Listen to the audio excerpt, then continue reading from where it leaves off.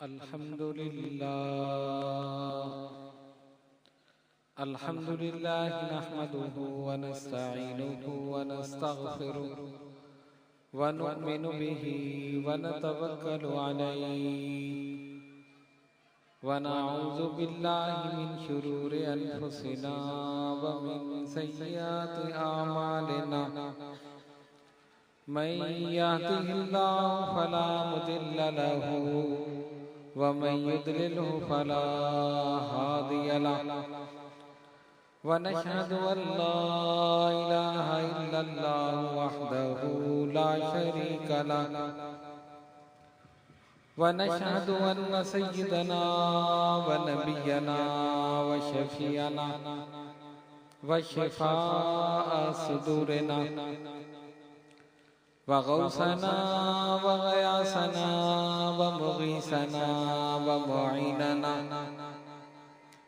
وقطبنا وفريدنا ونظامنا وسراجنا وغلانا وأشرفنا ونور عيننا محمدا عبده ورسوله أما بعد فأعوذ بالله من الشيطان الرجيم بسم الله الرحمن الرحيم ثاني اثنين إذ هما في الغار إذ يقول لصاحبه لا تحزن إن الله معنا صدق الله مولانا الذي وبلغنا رسوله النبي الكريم ونحن على ذلك لمن الشاهدين والشاكرين والحمد لله رب العالمين.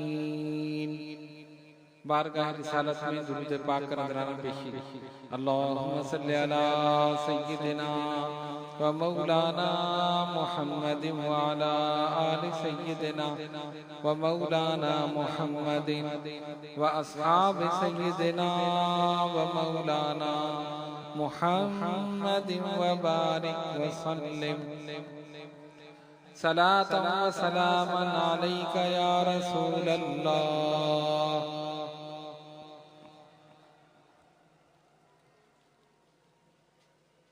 قرآن مجید فرقان حمید کی ایک آیت بینات تلاوت کرنے کا شرف حاصل کیا. اللہ رب العالمین جل جلالہ وعم نوالہ ارشاد فرما رہا ہے ثانی اثنین اذ ہما فی الغار، اور دو میں سے دوسرے جبکہ وہ غار میں تھے.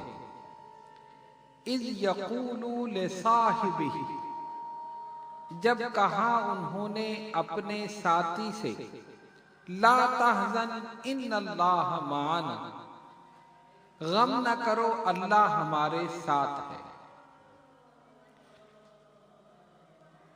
یہ اس واقعے کی طرف اشارہ ہے جب نبی پاک علیہ السلام ہجرت کی رات غار ثور میں تشریف فرما ہوئے. ہم نے اس آیت مبارکہ کو اپنا عنوان سخن اس لیے بنایا کہ آج ہم انشاءاللہ تعالی خلیفہ اول جانشین رسول سیدنا ابو بکر صدیق رضی اللہ تعالیٰ عنہ کی فضیلت، رفعت، بلندی بلند پائے گی اور ان کے فضائل و مناقب اور شمائل کا بیان کریں گے. وما توفیقی الا باللہ العلی العظیم. حضور علیہ السلام کے تمام صحابہ آسمان ہدایت کے ستارے ہیں. سرکار نے فرما دیا اصحابی کالنجوم فبأیہم اقتدیتم اہتدیتم. میرے صحابہ آسمان ہدایت کے ستارے ہیں، جس کے پیچھے چلو گے ہدایت پا جاؤ.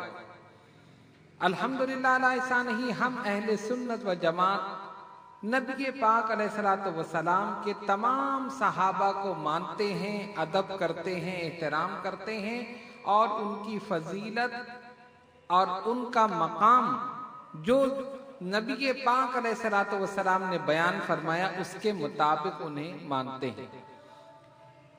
سرکار دو عالم علیہ الصلوۃ والسلام نے اپنے صحابہ کی عمومی فضیلت بھی بیان فرمائی اور انفرادی فضیلت بھی بیان فرمائی۔ زبان رسالت سے خوشخبریاں بھی ان نفوس قدسیہ نے سنی۔ سیدنا ابو بکر صدیق رضی اللہ تعالی عنہ ان جلیل القدر صحابہ میں سے ہیں جنہوں نے اسلام لانے میں سبقت کی، سابقون الاولون میں سے ہیں۔ آپ تجارت کرتے تھے، تجارت کے غرض سے ملک شام گئے، ایک خواب دیکھا کہ آسمان سے چاند اترا اور میری گود میں آ گیا۔ اس کے بعد اس کی تعبیر کسی سے معلوم کی تو انہوں نے بتایا ایک نبی جو پیغمبر آخر الزمان صلی اللہ علیہ وسلم ہوں گے، تم ان کے صحابہ میں داخل ہوگے، شامل ہوگے اور اولین صحابہ میں سے ہوگے۔ آپ وہاں سے تشریف لے آئے، مکے پہنچے، پتہ چلا اللہ کے حبیب علیہ الصلوۃ والسلام نے نبوت کا اعلان فرما دیا ہے۔ سیدنا صدیق اکبر رضی اللہ تعالیٰ عنہ حضور پر نور علیہ الصلوۃ والسلام کی بارگاہ میں حاضر ہوئے۔ سرکار نے فرمایا ابو بکر اسلام قبول کر لو۔ اسلام پیش کیا۔ یا رسول اللہ صلی اللہ علیہ وسلم، نبوت کی دلیل؟ فرمایا دلیل وہی خواب ہے جو تم دیکھ کر آ رہے ہو، وہی خواب ہے جو تم دیکھ کر آ رہے ہو۔ سیدنا ابو بکر صدیق رضی اللہ تعالیٰ عنہ نے سنا، بلند آواز سے فرمایا اشہد ان لا الہ الا اللہ وحدہ لا شریک لہ واشہد ان محمدا عبدہ ورسولہ۔ کلمہ پڑھ کے دارِ اسلام میں داخل ہو گئے۔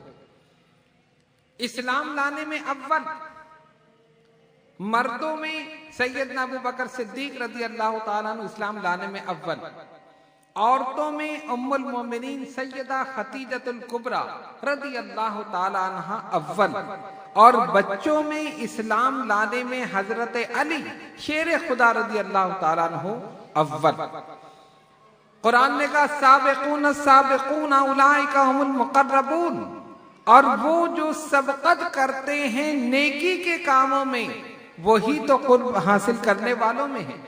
یعنی جو نیکی کے کاموں میں سبقت کرے اللہ تبارک و تعالیٰ کا قرب اسے نصیب ہوتا ہے۔ تو نیکی کے کاموں میں سبقت کرنے والے سیدنا ابو بکر صدیق رضی اللہ تعالیٰ عنہ۔ بلکہ ہم جس کام میں بھی دیکھتے ہیں ہر کام میں صدیق اکبر اول ہے، نیکی میں بھی اول، قیادت میں بھی، سیادت میں بھی، جنگ میں بھی، سفر میں بھی، ہر چیز میں جتنے صحابہ کو دیکھو صدیق اکبر سب سے اول۔ سابقون الاولون میں سے ہیں سیدنا ابو بکر صدیق رضی اللہ تعالی عنہ۔ اسلام قبول کر لیا اور اس کے بعد سے تا دم وصال، یعنی جب تک حضور پر نور علیہ الصلوۃ والسلام ظاہری حیات میں رہے، سیدنا ابو بکر صدیق رضی اللہ تعالی عنہ ان کے ساتھ رہے۔ ہر جنگ میں، ہر غزوے میں، سفر میں، حضر میں، ہر جگہ ساتھ، یہاں تک کہ اب روضے میں بھی ساتھ اور جنت میں بھی ساتھ۔ ایک دن بارگاہ رسالت صلی اللہ علیہ وسلم میں حاضر ہوئے اور عرض کرتے ہیں یا رسول اللہ صلی اللہ علیہ وسلم، مجھے 3 چیزیں پسند ہیں۔ کتنی چیزیں؟ 3 چیزیں پسند ہیں۔ یا رسول اللہ آپ کے پاس بیٹھنا یہ مجھے پسند ہے، آپ کے چہرے کو دیکھنا یہ مجھے پسند ہے، اور اپنا سب کچھ آپ پر لٹانا یہ مجھے پسند ہے۔ یہ 3 چیزیں مجھے پسند ہیں۔ پہلی بات کیا کہی؟ آپ کے پاس بیٹھنا، حضور کی صحبت میں بیٹھنا صدیق اکبر رضی اللہ تعالیٰ عنہ کو سب سے زیادہ پسند۔ اور غور کیجئے، سیدنا صدیق اکبر رضی اللہ تعالیٰ عنہ کو نبی پاک علیہ الصلوۃ والسلام کے قریب بیٹھنا، حضور کی صحبت میں حضور کے پاس بیٹھنا اتنا پسند تھا کہ ہر جنگ میں حضور کے ساتھ، ہر سفر میں حضور کے ساتھ، ہر منزل میں حضور کے ساتھ، ہجرت میں ہیں تو ساتھ ہیں، بدر میں ساتھ ہیں، حنین میں ساتھ ہیں، احد میں ساتھ ہیں، خندق میں ساتھ ہیں، ہر غزوے میں، ہر جنگ میں ساتھ، ساری زندگی ساتھ، یہاں تک کہ آج روضے میں بھی ساتھ، کل جنت میں بھی ساتھ. اتنا پسند صدیق اکبر. اور دوسری چیز آپ کے چہرے کو دیکھنا. دیگر صحابہ بیٹھتے تھے اپنی نظریں جھکا کر، حضور علیہ الصلوۃ والسلام کے چہرے انور کو دیکھنے کی تاب نہیں رکھتے تھے. اور سیدنا ابوبکر صدیق رضی اللہ تعالیٰ عنہ کی کیفیت کیا تھی کہ حضور کے چہرے سے نظر ہٹاتے ہی نہیں تھے. جب بیٹھتے تھے رخ مصطفیٰ صلی اللہ علیہ وسلم کو مسلسل دیکھے جاتے، مسلسل دیکھتے رہتے تھے اور دیکھنے کی تاب نہیں رکھتے تھے، یہ نظر ہٹاتے ہی نہیں تھے. اور اپنا سب کچھ لٹانا. تیسری چیز کیا کی؟ پہلی چیز آپ کے پاس بیٹھنا مجھے پسند، دوسری چیز آپ کے چہرے کو دیکھنا، اور تیسری چیز اپنا سب کچھ آپ پر لٹانا. اور یہ حقیقت ہے کہ سیدنا ابوبکر صدیق رضی اللہ تعالیٰ عنہ جس وقت مسلمان ہوئے 40,000 دینار ان کے پاس تھے اور اپنا سب کچھ لٹاتے رہے. جتنا بھی سرمایہ تھا سب حضور علیہ الصلوۃ والسلام پر نچھاور کر دیا، اسلام کے لیے قربان کر دیا، سب نچھاور کر دیا. وہ جانتے تھے کہ یہ عارضی دولت ہے، یہ فانی ہے، یہ ختم ہونے والی ہے. اگر ایک پیسہ اللہ کی راہ میں خرچ کروں گا، اللہ رب العالمین 70 گنا بڑھا کر میرے نامہ اعمال میں شامل کر دے. سب کچھ لٹا دیا. جنگ تبوک کا موقع آتا ہے، سرکار دو عالم علیہ الصلوۃ والسلام اعلان فرماتے ہیں. سیدنا فاروق اعظم رضی اللہ تعالیٰ عنہ اپنے گھر تشریف لے گئے.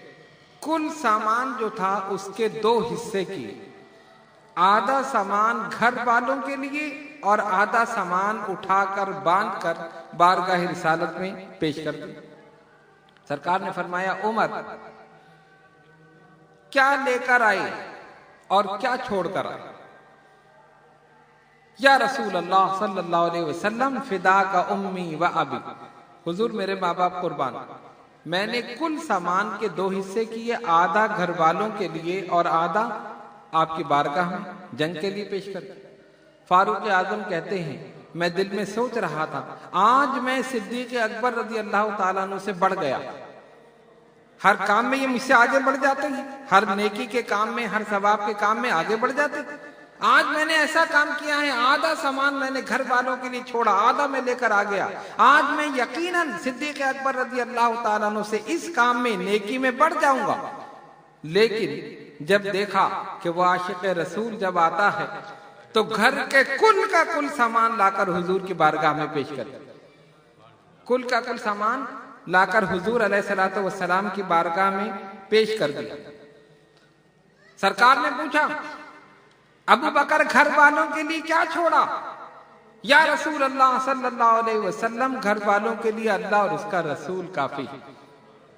صدیق اکبر نے جو کچھ کیا شاعر نے اس کو اپنے انداز میں بیان کیا.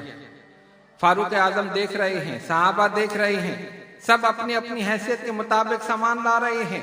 فاروق اعظم دل میں سوچ رہے ہیں میں ابو بکر سے آج بڑھ جاؤں گا. لیکن کیا ہوا؟ اتنے میں وہ رفیق نبوت بھی آ گیا، شاہد ہے جس کے مہر و وفا پر ہرا کا غار. کہنے لگا وہ عشق و محبت کا رازدار، اے تیری ذات ہے شہادت تکوین روزگار. پروانے کو چراغ کا بلبل کا پھول بس، صدیق کے لیے ہے خدا کا رسول بس. میرے لیے اللہ اس کا رسول کافی. ساری چیزیں، سارا سامان بارگاہ مصطفیٰ صلی اللہ علیہ وسلم میں لا کر پیش کر دیا. یا رسول اللہ یہ سب آپ کی خدمت میں حاضر. گھر والوں کے لیے کیا چھوڑا؟ اللہ اور اس کا رسول کافی. جب کوئی کسی سے محبت کرتا ہے اور اتنی زیادہ محبت ہو جائے، اتنی زیادہ قربت ہو جائے کہ محب محبوب کے بغیر رہ نہ سکے، وہ اس کی اداؤں کو اپناتا ہے، اس کی عادات کو اپناتا ہے، اس کے اطوار کو اپناتا ہے۔ صدیق اکبر رضی اللہ تعالیٰ عنہ کی کیفیت وہی ہوئی، مزاج شناس رسول صلی اللہ علیہ وسلم، حضور علیہ الصلوۃ والسلام کے مزاج کو سمجھنے والے، حضور علیہ الصلوۃ والسلام کی عادات، اطوار، تمام چیزوں کو اپنے اندر سمو لیا۔ اب اس کی مثال یہ دیکھیے کہ جب پہلی وحی نازل ہوئی، سرکار غار حرا میں تشریف فرما، وحی نازل ہوئی، حضرت جبریل علیہ السلام آ گئے۔ سرکار تو عالم علیہ الصلوۃ والسلام جب اپنے گھر تشریف لائے، ام المومنین سیدہ خدیجہ الکبریٰ رضی اللہ تعالیٰ عنہ موجود، سرکار نے فرمایا زملونی زملونی، مجھے چادر اڑاؤ، مجھے چادر اڑاؤ۔ جسم پر ایک کپ کپی سی محسوس ہو رہی، ایک گھبراہٹ ہے، بے چینی ہے، بے قراری ہے۔ جب یہ ہوا تو ام المومنین نے کیا کہا؟ یا رسول اللہ صلی اللہ علیہ وسلم، آپ صلہ رحمی کرتے ہیں، آپ کمزوروں کا بوجھ اٹھاتے ہیں، آپ ناداروں کی مدد کرتے ہیں، آپ مہمان نواز ہیں اور مصیبت زدہ لوگوں کے کام آتے ہیں۔ یہ صفات کون بیان کر رہا ہے؟ ام المومنین سیدہ خدیجہ الکبریٰ رضی اللہ تعالی عنہا۔ یہ 5 صفات بیان کی ام المومنین نے نبی پاک علیہ الصلوۃ والسلام کی۔ پہلی صفت کیا؟ آپ صلہ رحمی کرتے ہیں، دوسری کمزوروں کا بوجھ اٹھاتے ہیں، تیسری ناداروں کی مدد کرتے ہیں، چوتھی مہمان نواز ہیں، اور 5ویں مصیبت زدہ لوگوں کی مدد کرتے ہیں۔ یہ 5 صفات ام المومنین نے حضور علیہ الصلوۃ والسلام کی گنوائی اور سرکار سے کہا آپ پریشان نہ ہو، اللہ تبارک و تعالی آپ کی ضرور ضرور مدد فرمائے۔ ٹھیک ہے، یہ 5 صفات بیان فرمائی۔ ایک دن سیدنا صدیق اکبر رضی اللہ تعالیٰ عنہ کافروں کے ظلم سے، ان کی حرکتوں سے پریشان ہو کر، تنگ آ کر آپ نے کہا میں مکہ چھوڑ کر جا رہا ہوں۔ جب جانے لگے تو راستے میں ایک شخص تھا جس کا نام تھا ابن دغنہ، اس نے آ کر آپ کا راستہ روک لیا۔ اس کو پتہ چلا کہ آپ مکہ چھوڑ کر جا رہے ہیں۔ ابن دغنہ نے آ کر روک لیا، ابو بکر کہاں جا رہے ہو؟ کہا بس میں ان لوگوں سے تنگ آ گیا ہوں، ان کی شرارتوں سے، ان کی حرکتوں سے، یہ پریشان کرتے ہیں، تنگ کرتے ہیں، میں مکہ چھوڑ کے جا رہا ہوں۔ اس نے آ کر آپ کا راستہ روک لیا اور کیا کہتا ہے؟ اے ابو بکر رضی اللہ تعالیٰ عنہ، آپ جیسے انسان کو اس شہر کو چھوڑ کر نہیں جانا چاہیے۔ کیوں؟ اس لیے کہ آپ صلہ رحمی کرتے ہیں، آپ کمزوروں کا بوجھ اٹھاتے ہیں، آپ ناداروں کی مدد کرتے ہیں، آپ مہمان نواز ہیں، آپ مصیبت زدہ لوگوں کی مدد کرتے ہیں۔ اب آپ نے دیکھا جو صفات ام المومنین نے حضور علیہ الصلوۃ والسلام کی گنوائی، وہی صفات ابن دغنہ نے سیدنا ابو بکر صدیق رضی اللہ تعالیٰ عنہ کی گنوائی۔ گویا صدیق اکبر رضی اللہ تعالیٰ عنہ نے حضور کی عادات و اطوار کو اپنے اندر سمو لیا۔ جو سرکار دو عالم علیہ الصلوۃ والسلام کی عادات و اطوار، وہی صدیق اکبر رضی اللہ تعالیٰ۔ جو حضور علیہ الصلوۃ والسلام سوچتے، وہی صدیق اکبر بھی سوچتے۔ صلح حدیبیہ کے موقع پر جب کافروں نے سخت شرائط رکھی اور ان سخت شرائط کے باوجود اللہ کے حبیب علیہ الصلوۃ والسلام نے ان سے صلح کر لی، مسلمانوں کو بڑا رنج ہوا کیونکہ ساری شرائط جو تھی مسلمانوں کے خلاف تھی بظاہر، لیکن حضور علیہ الصلوۃ والسلام اپنی نگاہ نبوت و رسالت سے آنے والے دور کو، مستقبل کو دیکھ رہے تھے، اور سرکار جانتے تھے کہ یہ شرائط بظاہر ہمارے خلاف ہیں، لیکن آنے والے دور میں یہ سب مسلمانوں کے حق میں ثابت ہوں، مسلمانوں کو اس سے فائدہ ہوگا۔ تو صحابہ تو خاموش رہے، لیکن سیدنا فاروق اعظم رضی اللہ تعالیٰ عنہ، ان کے مزاج میں تھوڑی سی گرمی تھی، شدت تھی۔ انہوں نے جب یہ دیکھا کہ سرکار نے صلح کر لی سخت شرائط پر، وہ فوراً حضور کی بارگاہ میں، یا رسول اللہ صلی اللہ علیہ وسلم، کیا آپ اللہ کے رسول نہیں؟ فرمایا بے شک۔ کیا قرآن اللہ کی کتاب نہیں؟ فرمایا کیوں نہیں؟ کیا اسلام اللہ کا دین نہیں؟ بے شک۔ کیا آپ نے یہ نہیں کہا تھا کہ ہم بیت اللہ کا طواف کریں گے؟ فرمایا کہا تھا، لیکن کیا میں نے یہ کہا تھا کہ اس سال کریں گے؟ یہ تو نہیں کہا تھا نا اس سال کریں گے، ہاں میں نے کہا تھا ہم بیت اللہ کا طواف کریں گے، انشاءاللہ ان قریب ہم ضرور بیت اللہ کا طواف کریں گے۔ اللہ نے مجھ سے وعدہ کیا ہے وہ اپنے وعدے کو ضائع نہیں کرے گا۔ اللہ نے مجھ سے وعدہ کیا ہے وہ اپنے وعدے کو ضائع نہیں کرے گا۔ یہ کس نے کہا؟ حضور علیہ الصلوۃ والسلام۔ کس سے کہا؟ فاروق اعظم رضی اللہ تعالیٰ۔ اب انہوں نے یہ جواب سن لیا، لیکن ان کو تسلی نہیں ہوئی اور سیدھے پہنچے صدیق اکبر رضی اللہ تعالیٰ عنہ۔ اب جا کر غصے میں ہیں، مزاج میں شدت ہے، کہتے ہیں اے ابو بکر صدیق رضی اللہ تعالیٰ عنہ۔ فرمایا کیا ہوا؟ کیا یہ اللہ کے رسول نہیں ہیں؟ انہوں نے کہا بے شک۔ کیا قرآن اللہ کی کتاب نہیں؟ بے شک۔ کیا اسلام اللہ کا دین نہیں؟ کیوں نہیں؟ کیا انہوں نے نہیں کہا تھا کہ ہم بیت اللہ کا طواف کریں گے؟ کہا تھا، لیکن کیا یہ کہا تھا کہ اس سال کریں؟ جو جواب سرکار نے دیے وہی جواب صدیق اکبر رضی اللہ تعالیٰ۔ کیا یہ کہا تھا کہ اس سال کریں گے؟ کہا نہیں، یہ تو نہیں کہا۔ تو پھر صدیق اکبر نے آخری بات وہی کہی جو سرکار کی زبان رسالت سے نکلی، اللہ نے ان سے وعدہ کیا ہے وہ ضرور اپنے وعدے کو پورا کرے گا، وعدے کو ضائع نہیں کرے گا۔ فاروق اعظم یہ کہنا چاہتے تھے جب سب کچھ حق پر ہے تو پھر ہم دب کر کیوں صلح کر رہے ہیں؟ ان شرائط پر کیوں صلح کر رہے ہیں؟ تو جو الفاظ زبان رسالت سے نکلے وہی الفاظ صدیق اکبر رضی اللہ تعالیٰ عنہ کی زبان مبارک سے نکلے۔ پتہ یہ چلا کہ سیدنا ابو بکر صدیق رضی اللہ تعالیٰ عنہ مزاج شناس رسول تھے صلی اللہ علیہ وسلم۔ حضور کی عادات و اطوار کو سب کو اپنے اندر سمو لیا۔ عاشق رسول تھے کہ اپنا تن من دھن سب کچھ حضور علیہ الصلوۃ والسلام پر قربان کر دیا۔ اسی لیے اللہ تبارک و تعالیٰ نے ان کو یہ مقام اور مرتبہ عطا کیا کہ حضور علیہ الصلوۃ والسلام کے بعد سب سے بلند مقام ابو بکر صدیق رضی اللہ تعالیٰ عنہ۔ محمد مصطفیٰ کے بعد عالی شان والے ہیں، یہی اللہ والے ہیں، یہی قرآن والے ہیں۔ نبی کا دین اسلام چمکایا زمانے میں، جنہوں نے کلمہ توحید پھیلایا زمانے میں۔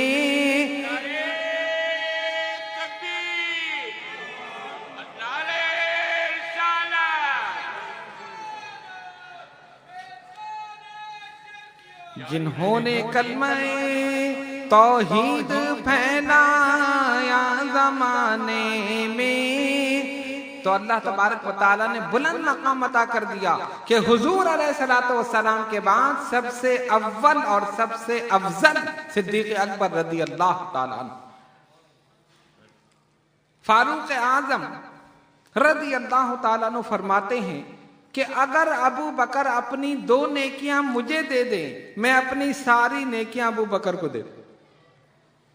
2 نیکیاں مجھے دے دیں، ایک ہجرت کا سفر، ہجرت کے سفر میں ساتھ رہے نا، جس طرح انہوں نے سرکار کی خدمت کی، ایک یہ نیکی ابو بکر مجھے دے دیں، اور دوسری قتال مرتدین، سرکار کے وصال کے بعد جو لوگ دین سے مرتد ہو گئے پھر گئے، جنہوں نے زکوٰۃ دینے سے انکار کر دیا، صدیق اکبر نے ان سے قتال کیا، جنگ کی۔ کہا یہ 2 نیکیاں ایسی ہیں اگر ابو بکر مجھے دے دیں، عمر اپنی ساری نیکیاں ابو بکر کو دے دیں۔ اور کتنی نیکیاں ہیں صدیق اکبر کی؟ کوئی شمار کر سکتا ہے؟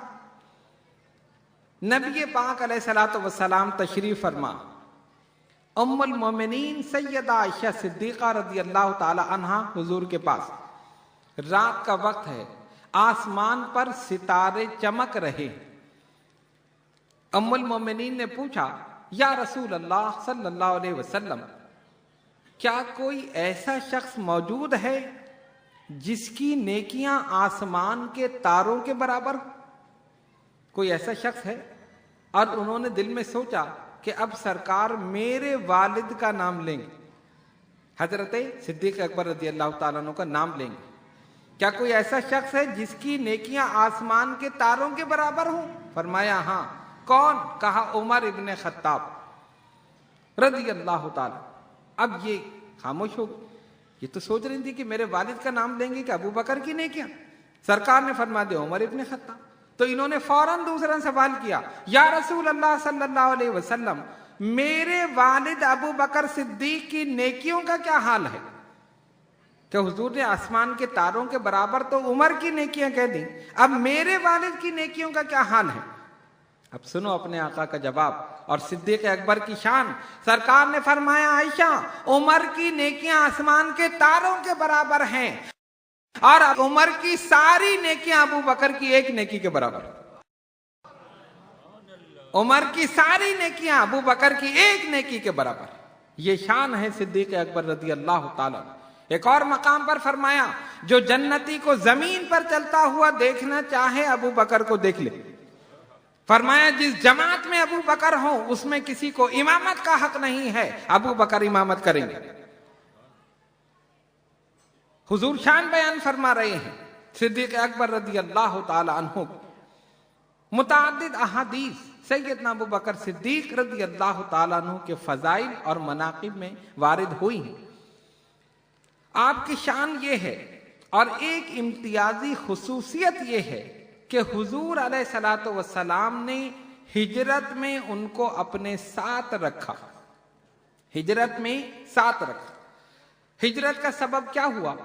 آپ جانتے ہیں کہ کافروں نے مسلمانوں پر عرصہ حیات تنگ کر دیا، ہر طریقے سے ظلم و ستم جو بھی ان سے ہو سکتا تھا مسلمانوں پر کیا، بے دریغ قتل کیا، مال و اسباب کو لوٹا، یعنی جو وہ کر سکتے تھے انہوں نے کیا۔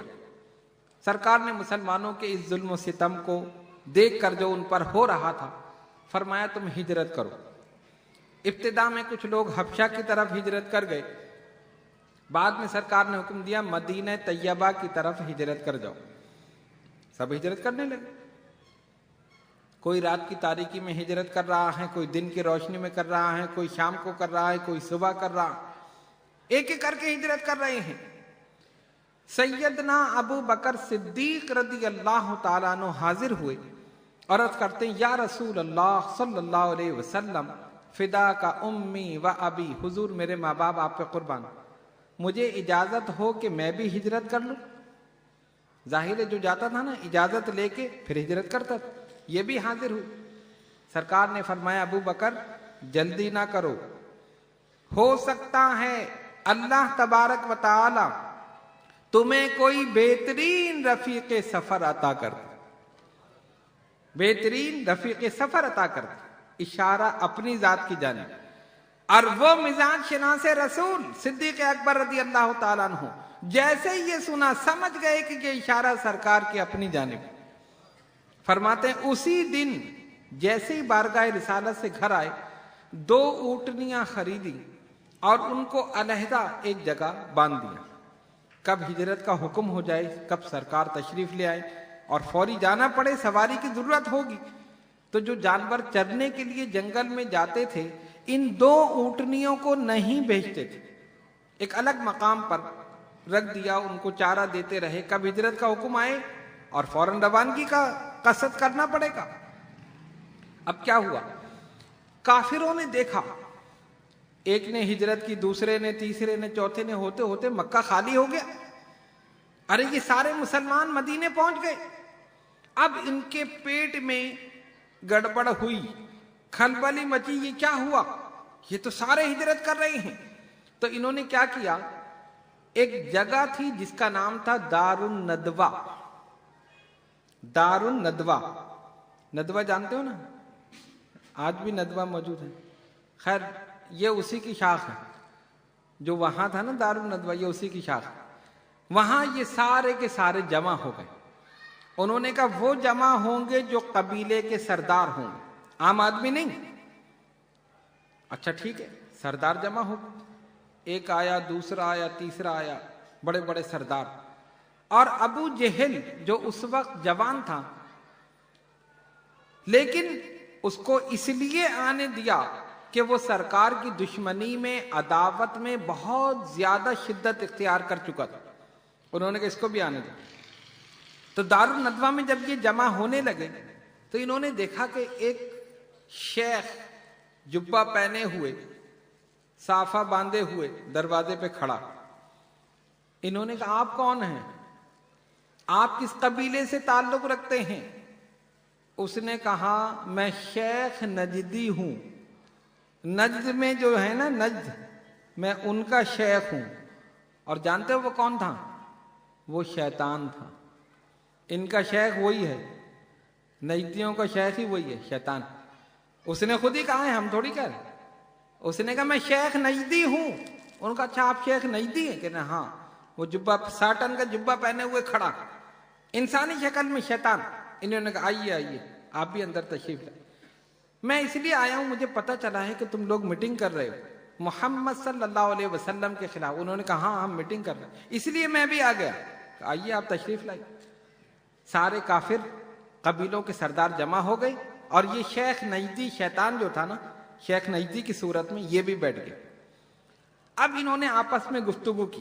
کہا دیکھو محمد صلی اللہ علیہ وسلم دن بدن ان کے ماننے والے بڑھتے جا رہے ہیں، مسلمانوں کی تعداد بڑھ رہی ہے. اور جب ہم نے ظلم و ستم شروع کیا تو یہ ہجرت کرنے لگے. یہ سارے ہجرت کر گئے مکہ معظمہ سے مدینہ طیبہ. اب ہمیں یہ ڈر ہے کہ اگر کسی دن محمد صلی اللہ علیہ وسلم بھی ہجرت کر گئے تو وہاں تو ان کی طاقت پہلے سے موجود، ان کے ماننے والے موجود. ایسا نہیں کہ اپنی طاقت مجتمع کر کے اور پھر یہ مکے پر حملہ کرے اور ہمیں ختم کر دیں. تو بہتر یہ ہے کہ ان کے جانے سے پہلے ہی ان کو یہیں ختم کر دو. جانے سے پہلے کوئی ایسی تدبیر کرو. ہم سب اس لیے یہاں بیٹھیں گے، یہاں بیٹھ کے اسکیمیں جو بنا رہے ہیں اسی لیے منصوبے بنا رہے ہیں. اب یہی رہ گئے ہیں جانے کے لیے. اگر یہ چلے گئے تو مسلمانوں میں تو ایک اور قوت پیدا ہو جائے گی، اور یہ پھر اپنی قوت مجتمع کر کے مکے پر حملہ کریں گے اور ہمیں ختم کر دیں گے. لہٰذا اب تجویزیں دو کہ ان کو کس طرح روکا جائے. ایک کھڑا ہوا کافر، اس نے کہا میری تجویز. انہوں نے کہا کیا؟ تجویز یہ ہے کہ ان کو باندھ دو زنجیروں کے ساتھ. کس کو؟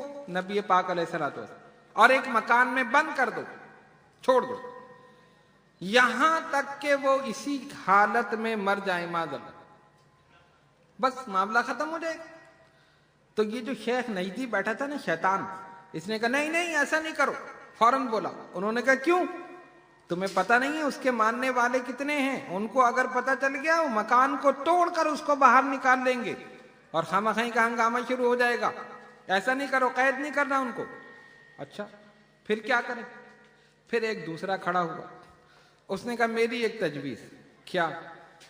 ایسا کرو کہ ان کو شہر بدر کر دو، مکے سے باہر نکالو.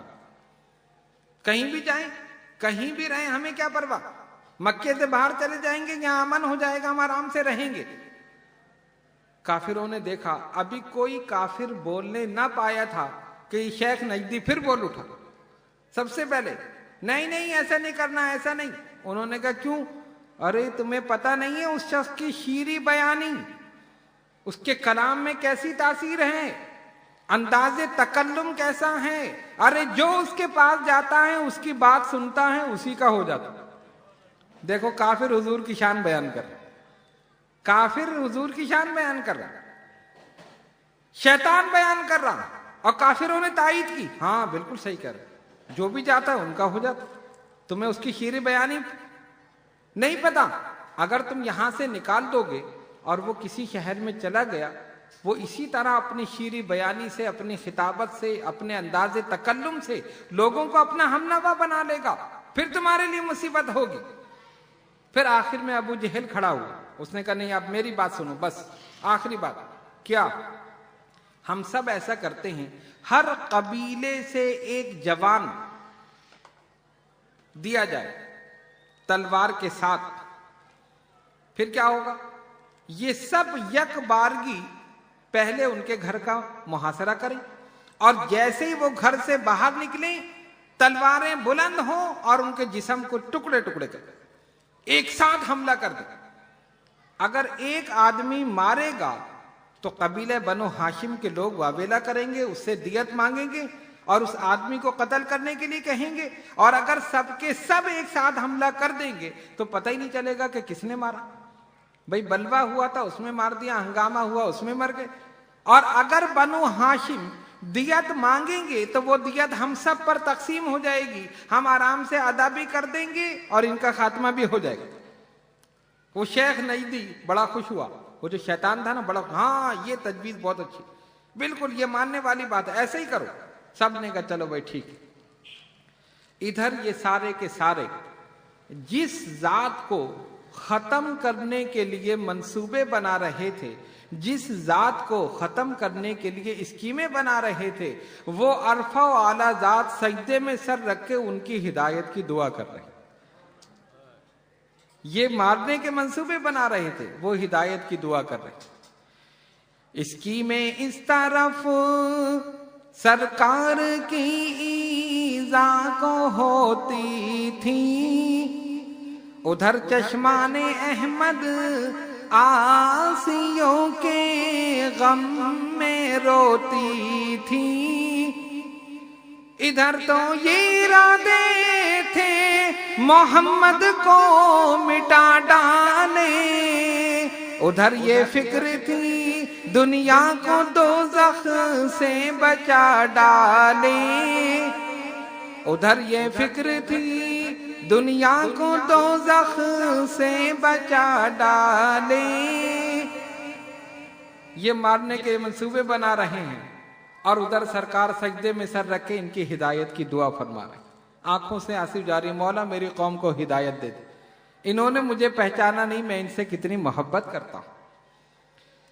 منصوبے بنا کر بڑے خوش ہو کر وہاں سے نکلے، اور ادھر کیا ہوا، حضرت جبریل علیہ السلام تشریف لے آئے۔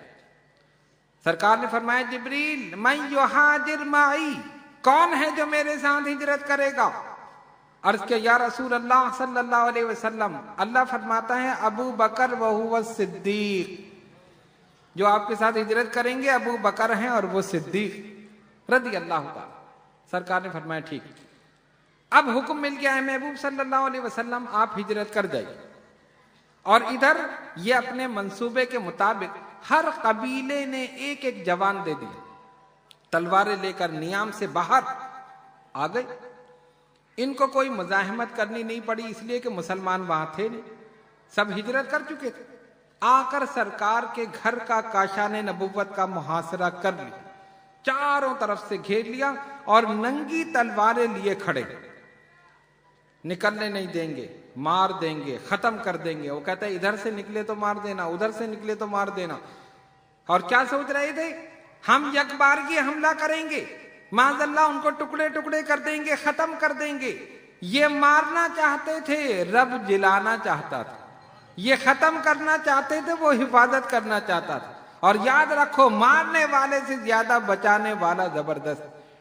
مشیت ربانی مسکرا رہی تھی، تم میرے محبوب کو مارنا چاہتے ہو، ارے میں بچانا چاہتا ہوں۔ تم ختم کرنا چاہتے ہو، تمہاری آنکھوں کے سامنے سے میرا محبوب گزر جائے گا، تمہیں پتہ بھی نہیں چلے۔ تلواریں لے کر کھڑے ہیں۔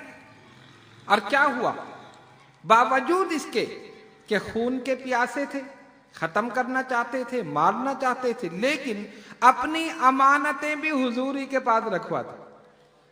دیکھو بات کیسی، کوئی اپنے دشمن کے پاس امانت رکھتا، میری اس سے دشمنی تو کھا جائے گا، یہ امانت واپس نہیں کرے گا۔ دشمنی ہے مگر امانتیں حضور کے پاس، ختم کرنا چاہتے ہیں امانتیں حضور کے پاس۔ کیوں؟ یہ صادق ہیں، امین ہے، کبھی خیانت نہیں ہوگی۔ امانت میں خیانت نہیں ہوگی، ساری امانتیں حضور کے پاس۔ اور ادھر سرکار کی شان دیکھو، اگر حضور علیہ الصلوۃ والسلام ایسے نکل جاتے، تشریف لے جاتے، کوئی کہنے والا کیا کہہ سکتا تھا؟ سرکار یہ فرما سکتے تھے، ارے میں ان کی امانتیں کیسے ان تک پہنچاتا، یہ تو مجھے مارنا چاہتے تھے، ختم کرنا چاہتے تھے، لہذا میں امانتیں لے کر چلا گیا۔ نہیں، پیغمبر کو اپنی سنت قائم کرنا تھی، اپنے عمل سے ثابت کرنا تھا کہ دیکھو خون کے پیاسے دشمنوں کی بھی امانتیں ہوں تو ان تک پہنچانے کے لیے اپنے عظیم صحابی علی شیر خدا کی جان کو خطرے میں ڈال دی، اپنے عمل سے بتانا تھا۔ آج ہم دوستوں کی امانتیں واپس نہیں کرتے، سرکار نے دشمنوں کی لوٹا دی، دشمنوں کی امانتیں لوٹا دی۔ اور کیا فرمایا؟ بلایا علی شیر خدا کو، علی یہ امانتیں ان کافروں کی جو مجھے مارنا چاہتے ہیں، یہ میرے دشمن، یہ ان کی امانتیں، یہ زیور ہے، یہ پیسہ ہے، یہ ساری امانتیں، یہ امانتیں تم رکھ لو، آج کی رات میرے بستر پر سو جانا، صبح اٹھنا، امانتیں دینا، مدینے چلے آنا۔ بستر پر، کون سا بستر؟ جو بڑا خطرناک بستر تھا اس رات، اور حضرت علی بھی جانتے تھے کہ کبھی بھی حملہ ہو سکتا۔ جو حالات تھے وہ ایسے خطرناک تھے کہ حضرت علی شیر خدا رضی اللہ تعالیٰ عنہ جانتے تھے رات میں کسی وقت بھی حملہ ہو سکتا، لیکن علی اس مرد مومن کا نام ہے جو موت کو ہر وقت اپنے سامنے سمجھتا۔ علی جانتے تھے موت مجھے کبھی بھی آ سکتی ہے، کسی وقت بھی آ سکتی ہے، اس لیے کہ موت نے آ کر بتا دیا ہے کہ میں کسی وقت بھی آ سکتی ہوں۔ موت کسی وقت بھی آ سکتی ہے نا، موت ماں کے پیٹ میں بھی موت آئی ہے، پیدائش کے فوراً بعد بھی موت آئی ہے، 2 سال کی عمر میں بھی موت آئی ہے، 4 سال کی عمر میں بھی موت آئی ہے، 50 سال کی عمر میں بھی موت آئی ہے، 120 سال کی عمر میں بھی موت آئی ہے۔ موت نے ہر عمر میں آ کر بتا دیا میں کسی عمر میں آ سکتی ہوں، کسی لمحے آ سکتی ہوں، کسی وقت بھی آ سکتی ہوں۔ حقیقت ہے نا، یہی حقیقت ہم سے زیادہ علی شیر خدا رضی اللہ تعالیٰ عنہ جانتے تھے کہ مجھے کسی وقت بھی موت آ سکتی ہے، لیکن علی یہ بھی جانتے تھے کہ آج کی رات موت نہیں آئے گی، مجھے کسی وقت آ سکتی، آج کی رات موت نہیں آئے گی۔ اس لیے سرکار نے فرما دیا علی تمہیں سونا ہے، صبح اٹھنا ہے، امانتیں دینی ہے، مدینے چلے آنا۔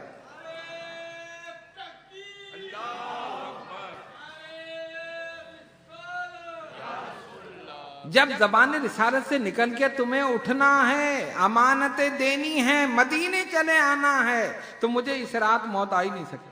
بے فکر ہو کر سو گئے۔ کیوں؟ حیات علی کی ذمہ داری نبی نے لے لی، حیات علی کی ذمہ داری نبی نے لے لی، تو جس کی ذمہ داری نبی لے لیں وہ علی ہوتا ہے، اور جس کی ذمہ داری علی لے لیں وہ ولی ہوتا ہے۔ جس کی ذمہ داری علی لے لے وہ ولی ہوتا ہے۔ نبی نے حیات علی کی ذمہ داری لے لی، علی آرام سے اطمینان سے بستر رسول پر سو گئے، سبز رنگ کی سرکار کی چادر اوڑھ کر اطمینان سے سو گئے۔ اللہ نے فرمایا محبوب صلی اللہ علیہ وسلم سورہ یاسین کی تلاوت کرتے ہوئے نکل جائیے، ایک مٹھی خاک اٹھائیے اور ان کے سروں پر ڈال دیجیے، ہم ان پر نیند غالب کر دیں گے، آپ سامنے سے گزر جائیں گے، ان کو پتہ ہی نہیں چلے گا۔ سرکار دو عالم علیہ الصلوۃ والسلام گھر سے باہر تشریف لائے، دیکھا کھڑے ہیں سارے، اندھیرا ہو چکا ہے، اندھیرے میں چمکتی ہوئی تلواریں نظر آ رہی، آپس میں گفتگو کر رہے ہیں، یہاں سے نکلے تو مار دینا ان کا، ادھر سے نکلے تو مار دینا، ہم مل کر حملہ کریں گے، یکبار کی حملہ کریں گے، سب حملہ کریں گے۔ حضور علیہ الصلوۃ والسلام نے سنا، سورہ یاسین کی تلاوت کی، ایک مٹھی اٹھائی اور ان کے سروں پر ڈال دی، اللہ نے ان پر نیند غالب کر دی، اونگنے لگے، سر نیچے ہو گئے، اونگنے لگے، سرکار سامنے سے گزر گئے، پتہ بھی نہیں چلا۔ وہ جو کہتے تھے مار دیں گے نا، سب سو گئے، نیند آ گئی۔ اسی لیے شاعر نے لکھا وہ دراتا ہوا وحدت کا دم بھرتا ہوا نکلا، وہ دراتا ہوا وحدت کا دم بھرتا ہوا نکلا، تلاوت سورہ یاسین کی کرتا ہوا نکلا، تلاوت سورہ یاسین کی کرتا ہوا نکلا۔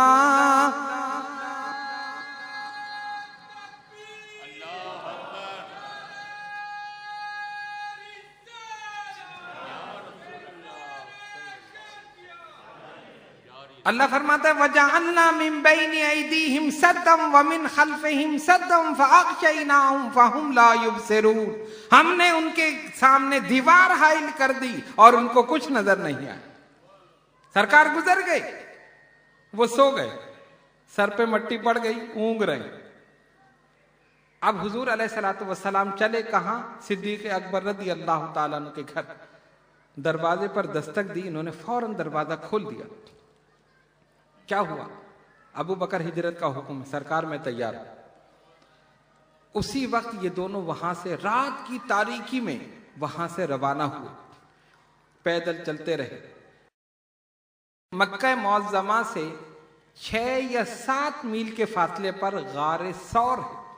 اب تو شہر کافی وسیع ہو گیا، پہاڑوں کو کاٹ کاٹ کے اس کو وسیع کر دیا۔ اس وقت 6 یا 7 میل کے فاصلے پر نہایت اونچائی پر ابھی بھی جو عاشقان رسول ہیں، محبت کرنے والے، اب بھی چڑھ جاتے ہیں۔ غار حرا پر بھی، غار ثور پر بھی ایک محبت ہے جو کھینچتی، اور وہ روکتے ہیں کافر۔ استغفر اللہ، کافر نہیں کہنا چاہیے، سعودی جو ہے وہ روکتے ہیں کہ نہیں جاؤ، یہاں کچھ نہیں ہے، کچھ نہیں ہے یہاں پر۔ کہ بھئی سرکار کی، ہاں بس گئے تھے، وہی نازل ہوئی تھی، غار ثور پہ کیوں جا رہے ہو؟ حضور گئے تھے، ہاں گئے تھے نا، بس چلے گئے، پھر آگے تم کیوں جا رہے ہو؟ ان کو کیا پتا جہاں جہاں سرکار کے قدم لگے وہیں رحمتیں برکتیں نازل ہو رہی۔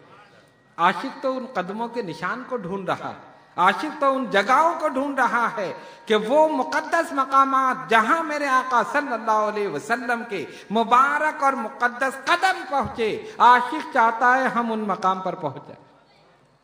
چڑھ جاتے ہیں لوگ، بہت سے بیچارے گرتے بھی ہیں، بہت سے زخمی بھی ہوتے ہیں، لیکن غار حرا پر، غار ثور پر، جبل رحمت اور جتنے مقامات جہاں جہاں نبی پاک علیہ السلام کے قدم مبارک گئے، عاشق چڑھ جاتے۔ اب یہ لوگ وہاں سے چلے، کچھ دور پیدل چلتے رہے، چلتے رہے چلتے رہے، رات کی تاریکی ہے، صدیق اکبر رضی اللہ تعالیٰ عنہ ساتھ۔ اب ان کی کیفیت کیا ہے؟ حضور پر نور علیہ السلام چل رہے ہیں، صدیق اکبر دائیں جانب میں، چلتے چلتے ایک دم پیچھے چلنے لگے، کچھ دیر پیچھے چلے تو پھر بائیں جانب چلنے لگے، پھر چلتے چلتے آگے بڑھ گئے۔ سرکار نے دیکھا ابو بکر یہ کیا کر رہے ہو؟ کبھی دائیں چلتے ہو، کبھی بائیں، کبھی آگے کبھی پیچھے، یہ کیا وجہ ہے؟ ایک طرف کیوں نہیں چلتے؟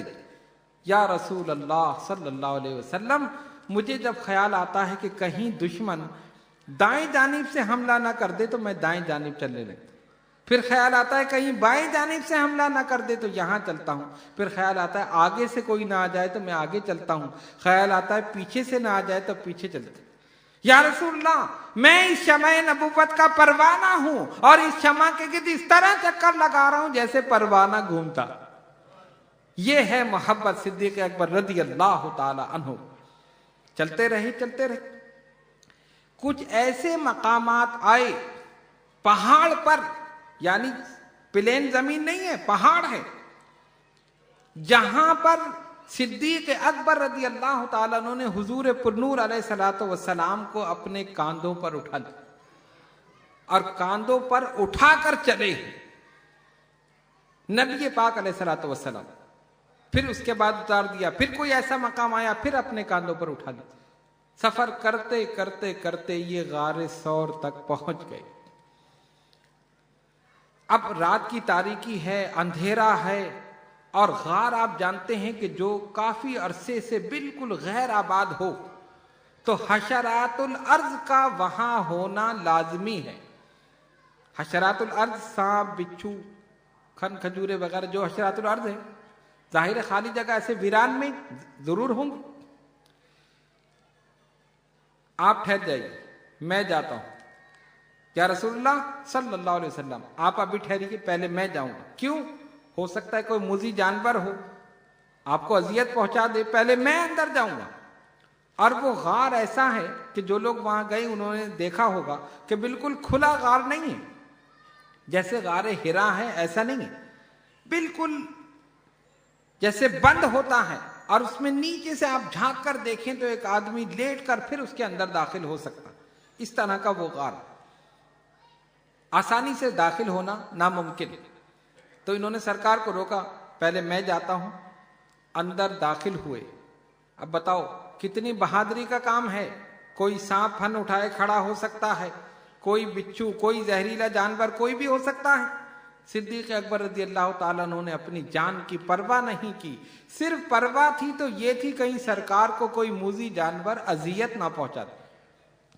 حضور علیہ الصلوۃ والسلام کو باہر روکا، خود اندر چلے گئے۔ اب غار میں تو اندھیرا ہے، ہاتھ لگا کر دیکھا، جو سوراخ نظر آیا اپنی چادر پھاڑی اور اس کو بند کر دی، پھر سوراخ نظر آیا، پھر چادر پھاڑی، پھر بند کر دی، کرتے کرتے جتنے سوراخ تھے سارے بند کر دیے، آخر میں دیکھا ایک سوراخ باقی رہ گئے۔ سوراخ تو باقی رہ گیا، چادر ختم ہو گئی، چادر باقی نہیں، پھاڑ پھاڑ کے سارے بند کر دیے۔ اب کیا کریں؟ اب خطرہ تھا کہ میں نے سارے سوراخ تو بند کر دیے، ایک رہ گیا، کہیں اسی سے کوئی موذی جانور نہ نکل آئے۔ اپنی ایڑی اس پر رکھ دی اور کہا سرکار تشریف لے آئیے، سرکار تشریف لے آئیے۔ حضور علیہ الصلوۃ والسلام تشریف لے گئے اور ان کے زانوں پر سر انور رکھ کر حضور علیہ الصلوۃ والسلام آرام فرما ہو۔ اب یہاں پر ایک بات میں کرتا ہوں، صدیق اکبر نے کیا کیا؟ پہلے خود غار میں گئے اور غار کی صفائی کر دی، جتنا کوڑا تھا نا سب نکال کے باہر، جتنی مٹی تھی سب باہر، جتنی خاک تھی سب صاف کر کے سب کوڑا باہر کر دی، اور جب باہر کر دیا سرکار تشریف لے گئے۔ اب بتاؤ ہم عاشقان رسول یہ چاہتے ہیں کہ حضور ہمارے دل میں آ جائیں، چاہتے ہیں یا نہیں چاہتے؟ ارے نہیں چاہتے کیا؟ تو پھر بولو نا، میرے خیال سے سارے نہیں چاہتے۔ ہم چاہتے ہیں سرکار ہمارے دل میں جلوہ گر ہو، ہم یہ چاہتے ہیں۔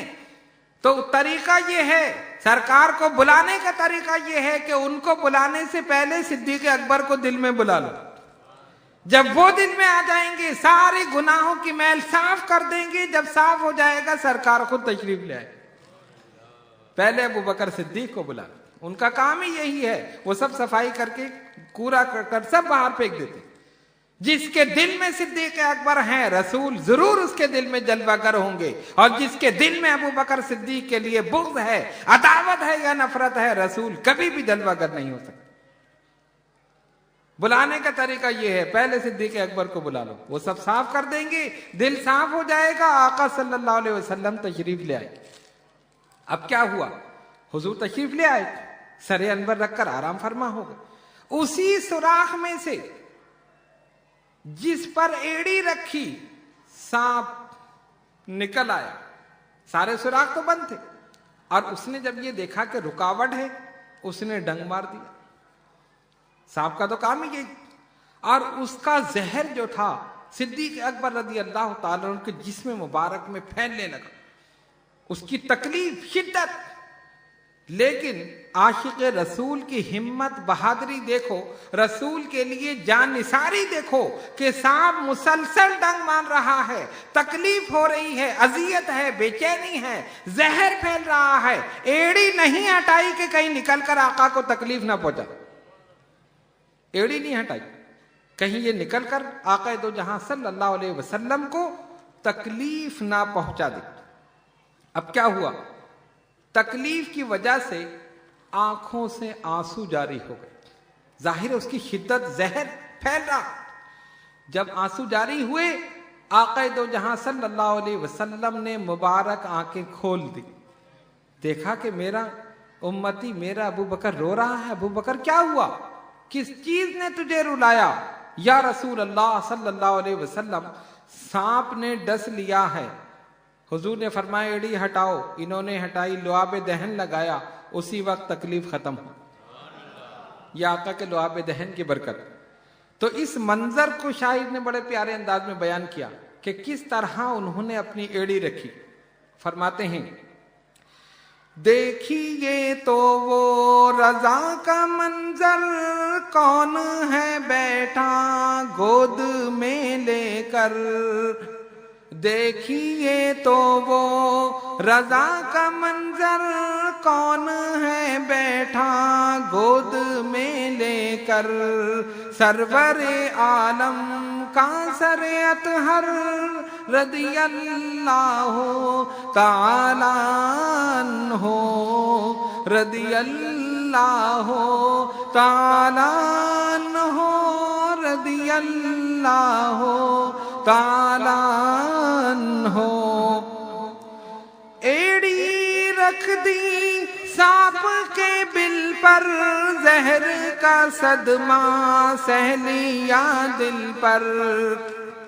ایڑی رکھ دی سانپ کے بل پر، زہر کا صدمہ لے لیا دل پر۔ سب کچھ ہے یہ خاطر دل پر، رضی اللہ تعالی عنہ، رضی اللہ تعالی عنہ، رضی اللہ تعالی عنہ۔ یار کے نام پہ مرنے والا، سب کچھ صدقے کرنے والا۔ یہ صدیق اکبر کی شان۔ یار کے نام پہ مرنے والا، سب کچھ صدقے کرنے والا۔ منزل عشق و صدق کا رہبر، رضی اللہ تعالی عنہ، رضی اللہ تعالی عنہ، رضی اللہ تعالی عنہ۔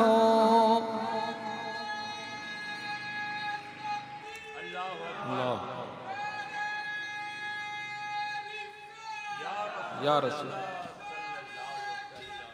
جاری رہے۔ تو اس رات دو عاشقوں نے اپنی جان کو خطرے میں ڈالا، علی شیر خدا رضی اللہ تعالیٰ عنہ اور سیدنا ابو بکر صدیق رضی اللہ تعالیٰ۔ انہوں نے بستر رسول پر لیٹ کر اپنی جان کو خطرے میں ڈالا۔ جان کو خطرہ تھا نا، کافر حملہ کر سکتے تھے، مار سکتے تھے۔ سرکار نے فرما دیا تمہیں سونا ہے، صبح اٹھنا ہے، امانتیں دینی ہیں، مدینے چلے آنا ہے۔ سو گئے، اور انہوں نے سانپ کے بل پر اپنی ایڑی رکھ کر اپنی جان کو خطرے میں ڈالا۔ وہ بھی جان قربان کرنے کے لیے تیار، یہ بھی جان قربان کرنے کے لیے تیار۔ دونوں عاشق امتحان میں کامیاب ہو گئے۔ اب ادھر کیا ہوا، یہ تو یہاں پہنچ گئے۔ ایک آدمی ان کے پاس آیا، بعد نے لکھا کہ وہ بھی شیطانی تھا، جو کھڑے تھے نا تلواریں لیے ہوئے، اور سرکار نے مٹی پھینکی تھی ان کے سروں پر اور ان کو اونگ آ گئی۔ وہ ان کے پاس آیا، کہتا کیوں کھڑے ہو، کیا کر رہے ہو یہاں پر، کیوں کھڑے؟ ہم محمد صلی اللہ علیہ وسلم کو معاذ اللہ مارنے کے لیے کھڑے۔ کس کو مارنے؟ کہا مسلمانوں کے نبی صلی اللہ علیہ وسلم، کہا ان کو مارنے کے لیے کھڑے ہو؟ کہا وہ تو چلے بھی گئے، تم کھڑے ہو وہ چلے گئے، کیسے چلے گئے؟ ارے ہم یہاں ایسے کھڑے ہیں، پرندہ پر نہیں مار سکتا، چاروں طرف سے ہم نے گھیرا ہوا ہے، ہمارے ہاتھ میں ننگی تلواریں ہیں، ادھر سے نکلے تو مار دیں گے، ادھر سے نکلے تو مار دیں گے، کیسے چلے گئے؟ انہوں نے کہا تم کھڑے رہو، وہ گزر گئے، اور گزرے ہی نہیں، مٹی بھی ڈال کے گئے تمہارے اوپر۔ کہتے ہیں مٹی ڈال کے؟ کیا سر پہ ہاتھ مارو؟ اب ہاتھ مارے تو واقعی ہاتھوں میں مٹی لگ گئی۔ کہا یہ دیکھو مٹی ڈال کے چلے گئے۔ اب یہ بڑے پریشان ہو، یار بات تو صحیح کہہ رہا ہے، مٹی بھی سر پہ پڑی ہوئی، نظر نہیں آئی۔ لیکن اللہ تعالیٰ نے ان کے ذہنوں کو الجھا دیا۔ کہتے نہیں یہ ہو سکتا یہ بھی ہمیں کسی ترکیب سے ہٹانا چاہ رہا ہوگا کہ اگر ہم یہاں سے ہٹ جائیں تو پھر وہ یہاں سے نکل جائیں گے۔ نہیں ہم نہیں ہٹیں گے۔ اگر وہ رات میں ہی بھاگتے نا تو حضور علیہ الصلوۃ والسلام تک پہنچ جاتے۔ اللہ تعالیٰ نے ان کے ذہنوں کو ہی الجھا دیا، نہیں کہے کھڑے رہے، پھر بھی وہ چلا گیا وہاں سے۔ اس نے کہا کھڑے رہو، جن کے لیے کھڑے وہ تو گزر گئے، وہ تو رات میں ہی نکل گئے، اب تو بہت دور چلے گئے ہوں گے۔ انہوں نے کہا نہیں یہ آدمی ہمیں خواہ مخواہ یہ بہکارا، نہیں ایسا نہیں ہو سکتا، کیسے نکل سکتے، ہم کھڑے ہیں یہاں پر. کھڑے رہے، پوری رات کھڑے رہے. جب صبح کا اجالا ہوا تو انہوں نے سامنے دیکھا کہ بستر پر سبز رنگ کی چادر اوڑے ہوئے کوئی لیٹا. یہی محمد صلی اللہ علیہ وسلم. تھوڑی دیر بعد وہ لیٹنے والا اٹھا، جیسے ہی چادر ہٹائی تو علی شیر خدا رضی اللہ تعالیٰ عنہ کہے یہ کیا ہوگا، یہ علی کہاں سے آ گئے؟ پوچھا وہ کہاں گئے؟ کہاں یہ تمہاری امانتیں دے کر گئے، وہ تو رات کو چلے گئے. اب یہ ہاتھ ملتے رہ گئے، یہ کیسے ہو گئے؟ واقعی جو رات کو جو آیا تھا وہ صحیح کہہ رہا تھا، یہ رات میں ہی نکل گئے. اب تو یہ بڑے پریشان ہوئے، سارے منصوبے ساری اسکیمیں ناکام ہو گئیں. ہم تو مارنا چاہتے تھے، ختم کرنا چاہتے تھے، یہ کیا ہوا، کیسے نکل گئے؟ مکے میں ادھم مچ گئی، ادھر دوڑ رہے ہیں ادھر دوڑ رہے ہیں. ایک ایک راستہ دیکھ لیا، مکے کا ایک ایک کونا، گھاٹی پہاڑی سب چھان مارا، کہیں پتہ نہیں لگا کس طرف گئے، کہاں سے گئے، کس طرح گئے. اللہ نے اپنے قدرت کی شان دکھا دی. تم میرے محبوب کو ختم کرنا چاہتے تھے، میں بحفاظت نکالنا چاہتا. قرآن نے کہا واللہ یعصمک من الناس، اے محبوب صلی اللہ علیہ وسلم ہم آپ کی جان کو ان کافروں سے بچا لیں گے. اللہ نے بچا کر بتا دیا. ابو جہل ایک جماعت کے ساتھ صدیق اکبر رضی اللہ تعالیٰ عنہ کے گھر آیا. اس نے کہا یہاں آ کر پوچھو. دروازے پر زور زور سے دستک دی تو حضرت اسما جو ام المومنین حضرت عائشہ صدیقہ رضی اللہ تعالیٰ عنہ کی چھوٹی بہن، انہوں نے دروازہ کھولا. ابو جہل سخت غصے میں پوچھتا ہے کہاں ہے تمہارا باپ، ابو بکر کہاں ہے؟ انہوں نے کہا مجھے کیا پتا. اس نے زور سے تھپڑ ان کے رخسار پہ مارا اور اتنی زور سے مارا کہ ان کا چہرہ سرخ ہو گیا اور ان کے کان کی بالی جو تھی وہ ٹوٹ کر گر گئی. اور غصے میں بفرا ہوا پھر وہاں سے بھاگا. چلو فلاں جگہ دیکھو، وہاں بھی نہیں ہے، ادھر دیکھو، یہاں بھی نہیں ہے. تھک ہار کے بیٹھ گئے. یہ ہوا کیا؟ سارے منصوبے ناکام ہو گئے. کدھر سے نکل گئے، کہاں چلے گئے، پتہ نہیں چلا. پھر انہوں نے کیا کیا، ایک کھوجی کو لیا. کھوجی جانتے ہو نا، جو کھوج لگاتا ہے. اس کی صفت یہ تھی کہ آدمی کے پاؤں کا جو نشان ہوتا تھا وہ نشان دے کر بتاتا تھا کس کے قدم کا نشان. اتنا ہوشیار آدمی. اس کو انہوں نے ساتھ لیا، چلو اس راستے پر. وہ چلتا رہا، اس کو کچھ نشان نظر آئی. اس نے کہا ہاں ایک نشان جو ہے اس کو تو میں جانتا ہوں، یہ نشان جو ہے یہ ابو بکر صدیق رضی اللہ تعالیٰ عنہ کے قدم کا نشان. کہا دوسرا نشان؟ کہا دوسرا نشان اس نشان سے ملتا ہے جو نشان مقام ابراہیم پر. دوسرا نشان اس نشان سے ملتا ہے جو نشان مقام ابراہیم پر. اور مقام ابراہیم پر کس کا نشان بتائیے؟ ابراہیم خلیل اللہ علیہ السلام.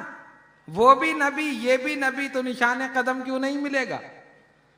وہ ابراہیم خلیل اللہ تو یہ حبیب اللہ صلی اللہ علیہ وسلم. اچھا یہ دونوں اسی راستے سے گئے ہیں، چلو اسی راستے پہ چلو. چلتے رہے، چلتے چلتے غار تک پہنچ گئے. اللہ تبارک و تعالی نے اپنی قدرت سے انتظام پہلے ہی فرما دیا. ایک گھاس ہوتی ہے جس کو کہتے ہیں ام غیلان، یعنی وہ اتنی اونچی ہوتی ہے کہ انسان کے قد کے برابر. ام غیلان اسے عربی میں کہتے ہیں. سیدھی بالکل اوپر کی طرف جاتی.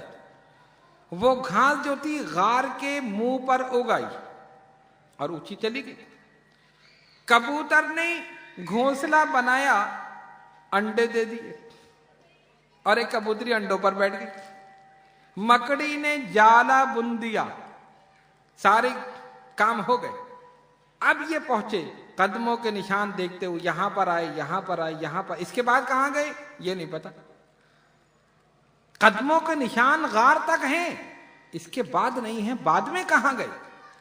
تو امیہ جو تھا اس نے کہا ایسا تو نہیں کہ اس غار کے اندر ہو، ذرا جھک کر دیکھو تو صحیح.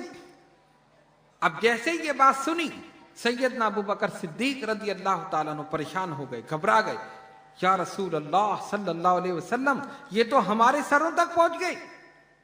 حضور یہ اگر انہوں نے جھک کر دیکھ لیا تو ہمیں پا لیں گے، کیسے ہم ان سے بچیں گے؟ اور سرکار نہایت اطمینان سے سکون، حضور کو کوئی پریشانی نہیں، کوئی حزن و ملال نہیں، کوئی بے چینی نہیں، دشمن سر پر ہے، صدیق اکبر پریشان ہیں۔ سرکار نے فرمایا ابو بکر غم نہ کرو، لا تحزن ان اللہ معنا، غم نہ کرو اللہ ہمارے ساتھ۔ اسی کو قرآن نے بیان کیا، ثانی اثنین اذ ہما فی الغار اذ یقول لصاحبہ لا تحزن ان اللہ معنا۔ دو میں سے دوسرے نے جب یہ کہا، صدیق اکبر کو کہا گیا، اذ یقول لصاحبہ، اذ یقول سے مراد حضور علیہ الصلوۃ والسلام، لصاحبہ کہا انہوں نے اپنے ساتھی سے، ساتھی سے مراد صدیق اکبر۔ گویا قرآن نے صدیق اکبر کی صحابیت کی گواہی دے دی۔ لصاحبہ قرآن نے کہا، سارے حضور کے صحابی ہیں، صدیق اکبر وہ صحابی ہیں جن کے صحابی ہونے کی گواہی خود قرآن دے رہا۔ لصاحبہ لا تحزن ان اللہ معنا، غم نہ کرو ابو بکر اللہ ہمارے ساتھ۔ اب جب انہوں نے دیکھا، ایک کافر نے کہا ذرا جھک کے دیکھو تو صحیح، اس کے اندر تو نہیں ہے۔ انہوں نے کہا بے وقوف، آگے یہ گھاس ہے، کبوتر کا گھونسلہ ہے، مکڑی کا جالا ہے، ارے کوئی آدمی اندر گھسے گا کیسے؟ اول تو یہ گھاس جو ہے یہ نہیں گھسنے دے گی، اس کے بعد اندر جائے گا تو مکڑی کا جالا ٹوٹے گا یا نہیں ٹوٹے گا؟ ہاں ٹوٹے گا۔ اور یہ کبوتر نے جو انڈے دیے ہیں یہ گھونسلہ نہیں نہیں نہیں، یہاں نہیں ہو سکتا۔ کہ پھر کہاں گئے؟ کہ قدموں کے نشان یہاں تک، تو اس کے بعد کہاں گئے؟ یہی سوچتے سوچتے واپس پلٹ گئے۔ اللہ تبارک و تعالیٰ نے اپنے حبیب علیہ الصلوۃ والسلام کی حفاظت فرمائی۔ علامہ زرقانی مواہب اللدنیہ میں فرماتے ہیں کہ آج جو کبوتر حرم میں اڑ رہے ہیں، حرم میں کبوتر ہے نا، آپ جاتے ہیں تو دیکھتے کبوتر اڑ رہے ہیں، فرماتے ہیں آج جو کبوتر حرم میں اڑ رہے ہیں یہ اسی کبوتر کی نسل ہے جس نے سرکار کی یہ خدمت کی تھی کہ اپنا گھونسلہ بنا لیا تھا اور انڈے دے دیے۔ یہ اسی جوڑے کی نسل ہے، انہوں نے سرکار کی خدمت کی، اللہ نے اس خدمت کا صلہ یہ دیا کہ اس کی نسل کبھی منقطع نہیں ہوگی۔ اس وقت سے لے کر آج تک وہ نسل چل رہی ہے، حرم میں گھومتے ہیں پھرتے ہیں، نہ کوئی انہیں مار سکتا ہے نہ کوئی انہیں پکڑ سکتا۔ یہ حضور کی خدمت کا صلہ ان کو مل رہا، وہی نسل چلی آ رہی اور یہی نسل آگے تک چلے گی۔ اب کافروں نے دیکھا واپس چلو، تھک گئے، یہ تو نکل گئے، یہاں تک تو پتہ چلا، آگے نہیں پتہ چلا کہاں گئے، واپس آ گئے۔ اب جب یہ واپس آئے، انہوں نے کہا چلو ایک کام اور کرو، انعام رکھ دو، جو شخص ان کو پکڑ کر لائے گا 100 اونٹ دیں گے، 100 اونٹ۔ 100 اونٹ بڑی بات ہے اس زمانے کی۔ تو ایک شخص تھا جن کا نام تھا سراقہ، انہوں نے سوچا کہ میں بھی ذرا قسمت آزما لوں، میں بھی دیکھ لوں 100 اونٹ مل جائیں گے۔ وہ کہتے ہیں کہ میں نے پہلے فال نکالی، تیروں سے فال نکالتے تھے، ایک پہ لکھا امرانی ربی اور ایک پہ لکھا نہانی ربی۔ امرانی ربی، ہاں رب نے تجھے اس کام کا حکم دیا، نہانی ربی، رب نے تجھے اس کام سے روک دیا۔ جب فال نکالی تو فال یہ نکلی کہ رب نے تجھے روک دیا اور تو ان تک نہیں پہنچ سکتا، اگر پہنچے گا بھی تو ان کو نقصان نہیں پہنچا سکتا، نقصان نہیں پہنچا سکتا۔ تو خیر یہ نکلے تلاش میں، دیکھا کہ دونوں جا رہے ہیں، گھوڑا دوڑاتے دوڑاتے قریب، صدیق اکبر نے پلٹ کر دیکھا، یا رسول اللہ یہ تو ہمارے قریب آ گیا، یہ تو قریب آ رہا ہے۔ حضور لا تحزن ان اللہ معنا، ابو بکر غم نہ کرو اللہ ہمارے ساتھ، اللہ پر اعتماد، یقین، قریب پہنچ گئے۔ سرکار نے پلٹ کر دیکھا، زمین نے گھوڑے کے پیر پکڑ لیے، قلع بازی کھا کے نیچے گرا، فوراً معافی مانگی، حضور مجھے معاف کر دیں، میں جا کر ان سے کہہ دوں گا میں نے نہیں دیکھا ان لوگوں کو، کیونکہ کافروں نے کہا تھا جو ان کو زندہ پکڑ کر لائیں یا مردہ جیسا بھی ہو، یا ان کی خبر دے دے اس کو انعام دے دیں گے۔ اب انعام کے لالچ میں پہنچ گئے۔ سرکار نے کہا اچھا ٹھیک ہے۔ جب واپس پلٹا پھر خیال آیا کہ چلو جا کر بتا دوں گا، پھر زمین نے گھوڑے کے پیر پکڑے، پھر نیچے، پھر انہوں نے سچے دل سے معافی مانگی، حضور مجھے معاف کر دے اور مجھے ایک پروانہ لکھ کر دے دے کہ ہم نے تجھے معاف کر دیا۔ سراقہ اس وقت تک ایمان نہیں لائے، سرکار نے فرمایا ابو بکر اس کو لکھ کر دے دو. انہوں نے ایک چمڑے کا ٹکڑا اٹھایا اور اس پر لکھ کر دے دیا کہ ہم نے حضور علیہ الصلوۃ والسلام نے سراقہ کو معاف کر دیا, اس کا جرم جو تھا معاف کر دیا. جب یہ واپس پلٹنے لگے تو نبی پاک علیہ الصلوۃ والسلام نے ان کو آواز دی, فرمایا اے سراقہ سنو, کہ جی یا رسول اللہ صلی اللہ علیہ وسلم, کہا وہ وقت کیسا ہوگا جب تیرے ہاتھوں میں کسرا کے کنگن پہنائے جائیں گے, تیرے ہاتھوں میں کسرا کے کنگن پہنائے جائیں گے. کسرا جو بادشاہ تھا نا, ہاتھوں میں سونے کے کڑے کنگن جو تھا نا پہنتا تھا.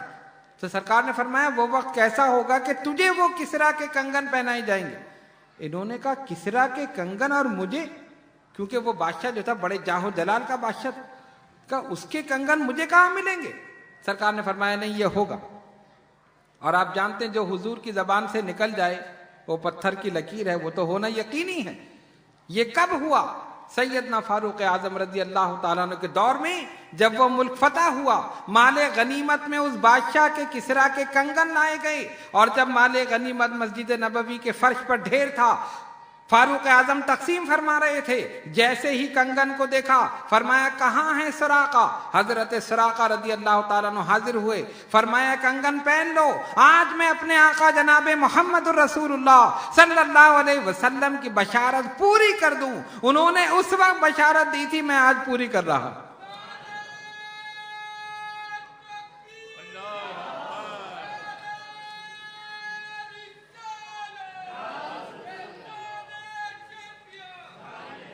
میں آج اپنے آقا کی بشارت پوری کر رہا ہوں. سرکار نے اس وقت فرمایا, فاروق اعظم نے اپنے دور میں ان کو وہ کنگن پہنا کر بشارت پوری کر دی. حضور علیہ الصلوۃ والسلام آگے بڑھ گئے.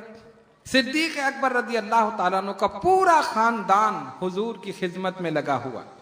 انہوں نے اپنے غلام عامر بن فہیرہ سے کہا تھا کہ تم آ کر خبر گیری کرتے رہنا. ایک چرواہی سے کہا کہ تم بکریاں چراتے ہوئے یہاں آ جانا تاکہ میں دودھ نکال کے حضور کو پلا دوں, خدمت کر دوں. وہ آتا رہا. آپ کی صاحبزادی حضرت اسما کھانا تیار کرتی تھی, اور آپ کے صاحبزادے حضرت عبد الرحمن وہ کھانا لے کر روزانہ وہاں غار تک پہنچاتے تھے. صدیق اکبر کا پورا خاندان حضور علیہ الصلوۃ والسلام کی خدمت میں لگا ہو. سرکار وہاں سے اور آگے بڑھے. سفر کرتے کرتے اب ایک مقام پر راستے میں ایک آدمی مل گیا. وہ حضرت ابو بکر صدیق رضی اللہ تعالیٰ عنہ کو جانتا تھا. اس نے کہا ابو بکر یہ تمہارے ساتھ کون ہے, تمہارے ساتھ جو جا رہے ہیں یہ کون ہے. اب کتنا مشکل مرحلہ تھا. اگر یہ کہتے کہ حضور علیہ الصلوۃ والسلام ہیں تو ڈر تھا کہ ایسا نہیں یہ کافروں کو بتا دے کہ یہ دونوں جا رہے ہیں, اور اگر کہتے کہ نہیں میں نہیں جانتا تو جھوٹ ہو جاتا. اور صدیق اکبر جھوٹ بول نہیں سکتے. صدیق ہیں, ایک ہے صادق اور ایک ہے صدیق. صادق وہ ہے جو اپنے قول میں سچا ہو, اور صدیق وہ ہے جو قول اور فعل دونوں میں سچا ہو. تو صدیق اکبر نے کیا کہا جب پوچھنے والے نے پوچھا ابو بکر تمہارے ساتھ کون ہیں, کہا یہ میرے رہنما ہیں, یہ میرے رہبر ہیں, مجھے راستہ دکھانے والے. اس نے کہا اچھا راستہ دکھانے والے, آگے بڑھو. کتنی سچی بات کہی, نام بھی نہیں بتایا, اور ایسی سچی بات کہی کہ سرکار صدیق اکبر کے کیا پوری کائنات کے رہبر رہنما, پوری کائنات کو راستہ دکھانے والے. آگے بڑھے, ایک مقام پر پہنچے. دیکھا ایک بوڑھی عورت اپنے مکان سے باہر بیٹھی ہوئی. اس کے مکان میں ایک بکری بندھی ہوئی جو بالکل لاغر, کمزور, نحیف, ناتواں. انہوں نے دیکھا, اس نے غور سے ان دونوں کو دیکھا, نبی پاک علیہ الصلوۃ والسلام کو, صدیق اکبر رضی اللہ تعالیٰ عنہ کو, عامر بن فہیرہ کو, یہ سارے ساتھ تھے. سرکار نے پوچھا تمہارے گھر میں دودھ ہے؟ صدیق اکبر نے کہا اگر دودھ ہو تو ہم آقا صلی اللہ علیہ وسلم کو پلا دیں. اس نے کہا میرے گھر میں تو دودھ نہیں, بکریاں تو چرنے گئی ہوئی ہیں. ایک بکری ہے یہ بالکل لاغر ہے, نحیف, کمزور, اسی وجہ سے جا نہیں سکی کہ یہ چل نہیں سکتی. دودھ ہونا تو دور کی بات ہے, اس کے تھن تو بالکل خشک ہیں, کمزور ہے. حضور علیہ الصلوۃ والسلام نے کہا, فرمایا اگر تم کہو تو اس کا دودھ نکال لے. سرکار کی شان دیکھو, جو بکری کمزور, نحیف, ناتواں, تھن خشک ہیں, उस औरत से पूछते हैं, उसका नाम था आतिका और उसकी कुन्नियत थी उम्मे माबद। उम्मे माबद से कहा अगर तुम इजाजत दो तो इस बकरी का दूध निकाल ले। उसने बड़े हैरान होकर देखा, इसका दूध, ये तो कमजोर, इसके दूध तो खुश्क हो चुके हैं। कहा नहीं, इजाजत दो तो हम दूध निकाल ले। अगर आप निकाल सके तो निकाल लो। जाहिर एक आदमी सामने देख रहा है कि इसमें थन में दूध ही नहीं, कहां से निकालेंगे। फरमाया बर्तन लाओ। उसने बर्तन दिया। आक़ा दो जहां सल्लल्लाहु अलैहि वसल्लम ने रहमतों बरकतों वाले हाथ थनों को लगाए, उसी वक्त दूध से भर गए, उसी वक्त दूध से भर गए। हुजूर ने अपने दस्ते मुबारक से दूध निकालना शुरू किया। एक बर्तन भर गया, दे दिया, दूसरा भर गया, दे दिया, तीसरा भर गया, सारे बर्तन दूध से भर दिए। और उसके बाद सिद्दीक़ अकबर को पिलाया, गुलाम को पिलाया, हुजूर ने खुद नोश फरमाया और उतना ही दूध घर वालों के लिए छोड़ दिया। वो हैरान होकर देखती रही, ये क्या हो रहा है, ये क्या हो रहा है। उसके बाद उसका शुक्रिया अदा किया और वहां से चल दी। शाम को उसका शौहर आया, उसने आकर देखा ये सारे बर्तन दूध से भरे हुए। उम्मे माबद, ये दूध की नहरें कहां से बह गई, एक कतरा नहीं था, या सारे बर्तन भरे हुए हैं। उम्मे माबद ने कहा, दो अजीम इंसान मेरे पास आए, दोनों खूबसूरत थे, लेकिन एक ऐसे थे जो बहुत ज्यादा हसीन और जमील थे। और उनकी शान ये थी, जब वो खामोश होते थे तो खूबसूरत लगते थे, और जब मुस्कुराते थे तो उससे ज्यादा हसीन लगते थे। वो अजीब शख्सियत के मालिक थे, उनके चेहरे चमक रहे थे, मैं पहचान नहीं सकी कौन है। उसने सारा वाकया अपने शौहर से बयान कर दिया। शौहर ने कहा, जो अलामत तुम बता रही हो, जो सिफात तुम बता रही हो, मैं ये कहता हूं यकीनन ये वही शख्स हैं जिन्होंने नबूवत का दावा किया है, मोहम्मद सल्लल्लाहु अलैहि वसल्लम, ये वही हों। बाद में काफी अरसे के बाद ये लोग मदीने तैयबा आए और दोनों ने इस्लाम कबूल किया। वक्त काफी हो चुका है, हम इसी पर इक्तफा करते हैं। सैयदना अबू बकर सिद्दीक रज़ी अल्लाह तआला अन्हु के फजाइल, आपके मनाक़िब जो नबी पाक अलैहिस्सलातु वस्सलाम ने बयान फरमाए, और आपके सिलसिले में जो अहादीस वारिद हुई, इस मुख्तसर से वक्त में तफसील के साथ उन सब को बयान करना नामुमकिन है। हिजरत की रात जो आपने सरकार की खिदमत की, ये ऐसी नेकी थी कि फारूक आजम ने फरमाया, अबू बकर ये दो नेकियां मुझे दे दें, मैं अपनी सारी नेकियां अबू बकर सिद्दीक रज़ी अल्लाह तआला अन्हु को दे दूं। आपकी शान ये थी कि जब आपके विसाल का वक्त करीब आया, फरमाया कि मेरा जनाजा तैयार करके रोज़ा रसूल सल्लल्लाहु अलैहि वसल्लम के सामने रख देना, और वहां जाकर अर्ज करना, या रसूल अल्लाह सल्लल्लाहु अलैहि वसल्लम, ये सिद्दीक़ अकबर हाजिर हैं, ये हर सफर में, हर हजर में, हर गिज़वे में, हर जंग में आपके साथ रहे। अब इनकी ख्वाहिश है कि रोजे में भी आपके साथ रहे। अगर रोज़े रसूल का दरवाजा खुद ब खुद खुल जाए तो मुझे सरकार के पहलू में दफन कर देना, और दरवाजा ना खुले तो जन्नतुल बकी में दफन कर देना। आपकी वसीयत के मुताबिक आपको नहलाकर कफनाकर जनाजा तैयार करके रोज़े रसूल सल्लल्लाहु अलैहि वसल्लम के दरवाजे के पास रख दिया गया। कहने वाले ने कहा, या रसूल अल्लाह सल्लल्लाहु अलैहि वसल्लम, अबू बकर हाजिर हैं, हर सफर में आपके साथ रहे, हर हजर में आपके साथ रहे, बद्र हुनैन में आपके साथ रहे, खंदक में आपके साथ रहे, हिजरत में आपके साथ रहे, सारी जिंदगी साथ रहे। या रसूल अल्लाह, इनकी ख्वाहिश है कि रोजे में भी आपके साथ रहे। कहने वाले ने कहा, देखने वालों ने देखा कि दरवाजा खुद ब खुद खुल गया। रोज़े रसूल से आवाज आती है, उदखिलुल हबीबा इलल हबीब मुश्ताकुन, दोस्त को दोस्त के करीब ले आओ, इसलिए कि दोस्त को अपने दोस्त से मिलने का बड़ा इश्तियाक है।